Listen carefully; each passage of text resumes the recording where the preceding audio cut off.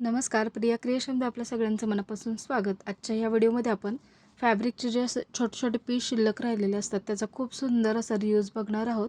तुम्हाला पण शिलाई कामामध्ये इंटरेस्ट असेल तर असेच यूजफुल व्हिडिओ पाहण्यासाठी चॅनलला सबस्क्राईब करा आणि याच्या आधीसुद्धा चॅनलवर भरपूर व्हिडिओ अपलोड आहेत तर ते सुद्धा तुम्ही चॅनलला व्हिजिट करून बघू शकता. तर असं मी एक फॅब्रिकचं पीस घेतलेलं आहे, त्याला छान प्रेस करून घेतले. तर असे छोटे छोटे पीस शिल्लक राहिलेले असतात त्याचा आपण आज वापर करणार आहोत. तर इथे एक मी पट्टी अशी कट करून घेतली. ते माप घेण्यासाठी आपण इथे हाताचं माप घेणार आहोत आपल्या. तर इथे मी हाताचा हा जो राऊंड आहे तो घेणार आहे. तो माझा इथे येतोय 9.25 इंच. तेवढ्याच मापाचं मी इथे इलास्टिक घेतलेलं आहे 9.25 इंच आणि त्याची रुंदी आहे 1 इंच. आणि ही जी फॅब्रिकची पट्टी कट करून घेतली त्याचं माप आहे 24 इंच आणि त्याची रुंदी आहे 3.25 इंच. तर अशी ही लांब पट्टी मी कट करून घेतली आहे. ही पट्टी आता उलटी फोल्ड करायची आहे, उलटी बाजू वर येईन अशी, आणि त्याच्या कडेने अर्धा इंचाचं मार्जिन ठेवून स्टिच करायचे संपूर्ण पट्टीवर.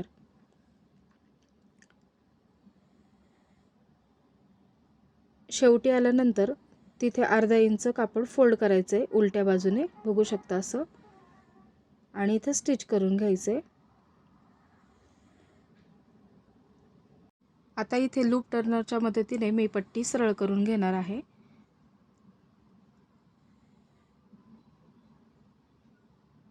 तर हे अशा प्रकारे मी ही सरळ करून घेतली पट्टी. सरळ केल्यानंतर आता ह्याच्यामध्ये आपल्याला इलास्टिक टाकायचं आहे. इलास्टिकला मी एक सेफ्टी पिन लावून घेतली आणि हे याच्यामध्ये घालून घ्यायचं आहे. तर संपूर्ण कापड ह्याच्यामध्ये घालून घ्यायचं आहे. तर बघू शकता अशा प्रकारे फोल्ड करत करत हे आपल्याला घालून घ्यायचं आहे आणि त्याचं जे टोक आहे ते दुसऱ्या बाजूने बाहेर काढायचं आहे. तर असं इथे मी संपूर्ण पट्टी त्या इलास्टिकमध्ये घालून घेतलेली आहे. आता त्याची जी दोन टोकं आहेत ती एकमेकांवर अशी ठेवायची आहेत आणि इथे स्टिच करून घ्यायचे. तर हे मी असं एकमेकांवर ठेवलं आणि इथे स्टिच करून घेतलं. डबल शिलाई करून घ्यायची, शिलाई लॉक करून घ्यायची तिथे. आता हे कापड इथे असं व्यवस्थित एकसारखं करून घ्यायचं आणि जे जॉईंट्स आहे त्याच्या पुढे त्याची टोकं घेऊन जायचे आहेत. तर हे बघू शकता, हे जॉईंटच्या पुढे ही टोकं मी घेऊन आलेली आहे. आता इथे जी बाजू फोल्ड केली होती त्याच्या आतमध्ये जे फोल्ड न केलेली बाजू आहे ते कापड घालून घ्यायचं आहे. तर बघू शकता इथं दाखवले त्याप्रमाणे.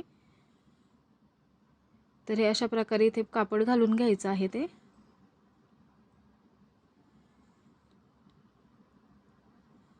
साधारणतः अर्धा इंच तरी आतमध्ये घालायचं आहे आणि त्याच्यानंतर त्याच्यावर शिलाई करून घ्यायची आहे.